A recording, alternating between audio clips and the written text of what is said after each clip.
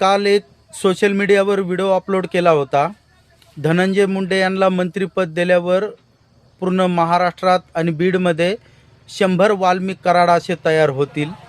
या अनुषंगाने मी सत्य विषयावर व्हिडिओ बनवला होता. कारण की संपूर्ण महाराष्ट्राला माहीत आहे की वाल्मिक कराड कुणाचा माणूस आहे आणि मस्साजोगचे सरपंच संतोष अण्णा देशमुख यांना इतक्या अमानुष पद्धतीने मारण्यात आलेलं आहे.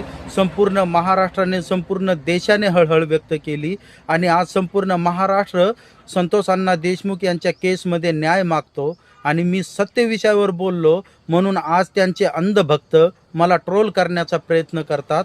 पण मी त्यांना या व्हिडिओच्या माध्यमातून सांगू इच्छितो, मी सत्य बोलणार आणि सत्य बोलत राहणार. मला कायद्याने व्यक्ती स्वातंत्र्य दिलेलं आहे आणि मी सत्यच बोलणार. तुम्हाला अंधभक्तांनो, तुम्हाला काय करायचं करा तुम्ही, पण मी सत्यच बोलणार.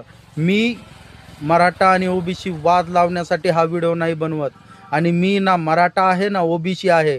मी एक मागासवर्गीय बांधव आहे आणि मला फक्त सत्य बोलायला आवडतं की मस्साजोगचे सरपंच संतोष अण्णा देशमुख यांना न्याय पाहिजे. अशा अमानुष पद्धतीने मारण्यात आलेलं आहे त्यांना. जर अंधभक्तांना तुमच्या घरच्यांना अशा पद्धतीने मारण्यात आलं असतं तर तुम्ही अशाच कमेंट केल्या असत्या का? मला व्यक्ती स्वातंत्र्य, मी सत्य बोलणार आहे आणि बोलत राहणार. जय हिंद, जय महाराष्ट्र.